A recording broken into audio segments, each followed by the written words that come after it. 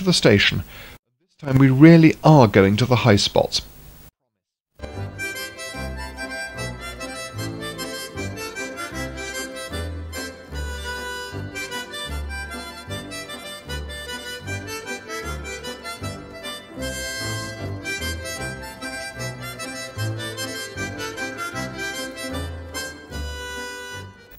Seems lots of people come to Wangen to get away from it all. But are there so many of them that they've really brought most of it along with them?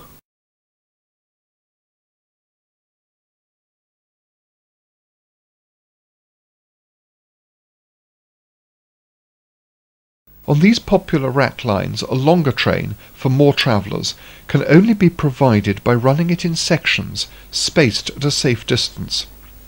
A green disc, with diagonal white stripe, carried on the front, denotes another train coming. Green for danger, one might say.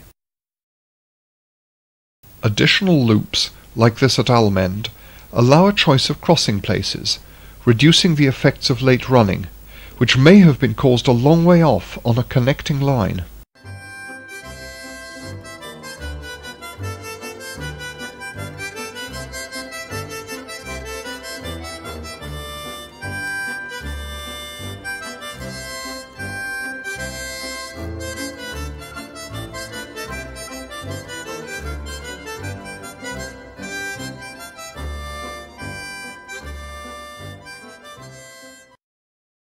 Let's enjoy the views here at Wangenalp while waiting to cross a descending train. The EIGER is ahead of us, its challenging north face on our left. First climbed in 1938, it has claimed 40 lives. Can you make out a dome-topped building up there on a little hump?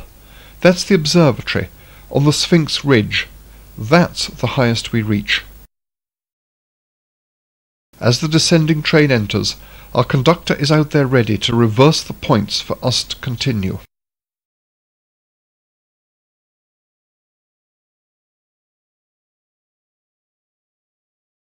The day before this was filmed, back in 1967, there'd been rain in Interlaken. From here and upwards, it fell as snow.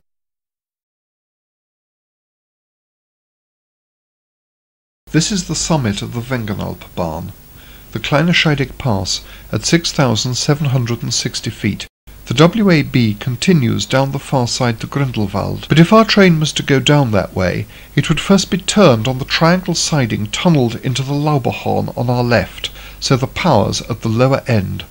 Everyone alights at Kleine Scheidegg. Most will cross to the chocolate and cream Jungfraubahn train.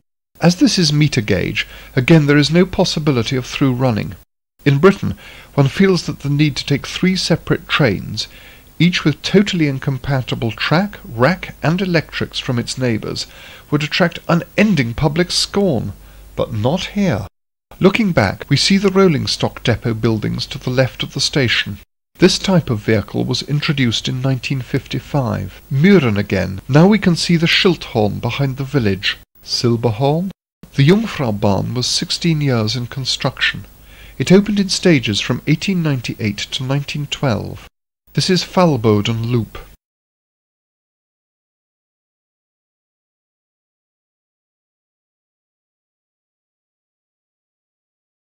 Like the Gornergrat line, this too is 50 Hz 3-phase, but 1125 volts. In the early days, there were no standards for such matters.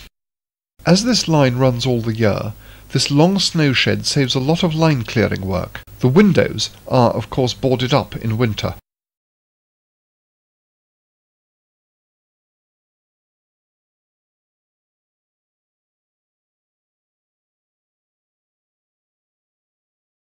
Everyone uses a camera on this trip.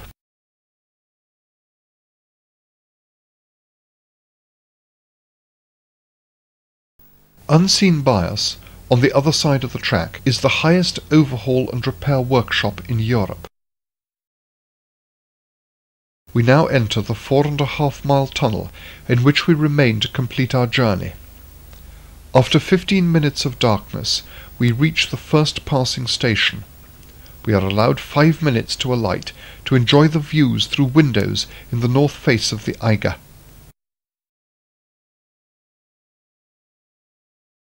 Looking northwest to Thun, our gaze turns eastwards,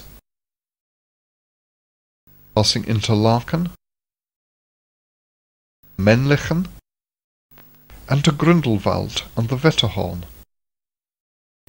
There's the open-air track we've just ridden up.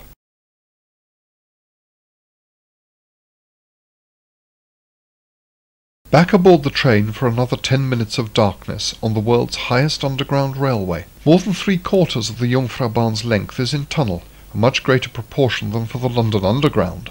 We curve sharply round, inside the mountain, to the second passing station.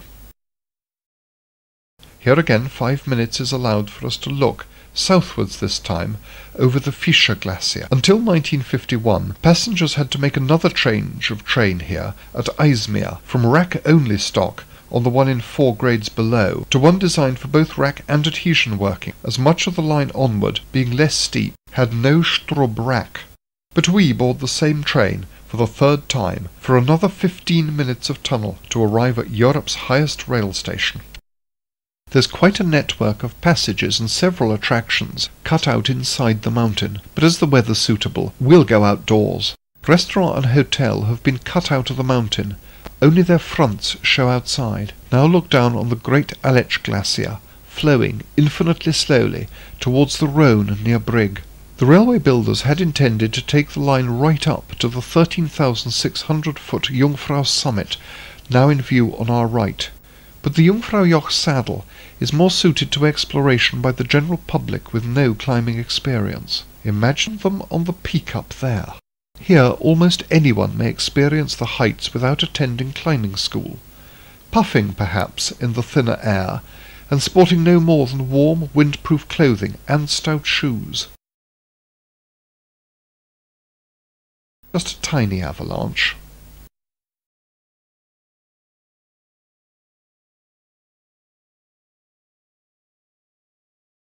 On the south side of the Mönch, the gentle slope is used for ski practice.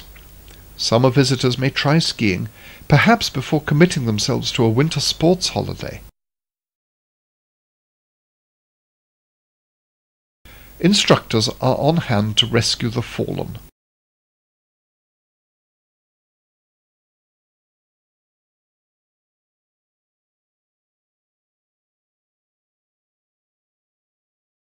And a tow cable returns you to the top.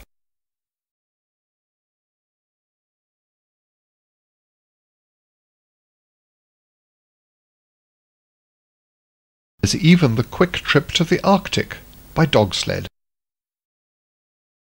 But there is a more serious purpose for the highest building: scientific research, high altitude and low temperature work, and astronomical observations mainly. These are power line insulators on climatic test. From the Sphinx Terrace, at 11,723 feet, we have a good view down to Interlaken, the opposite view, you may recall, to our first from Haderkulm. The Männlichen and Lauberhorn now below. There's Kleine Scheidegg, where we first boarded the Jungfrau train.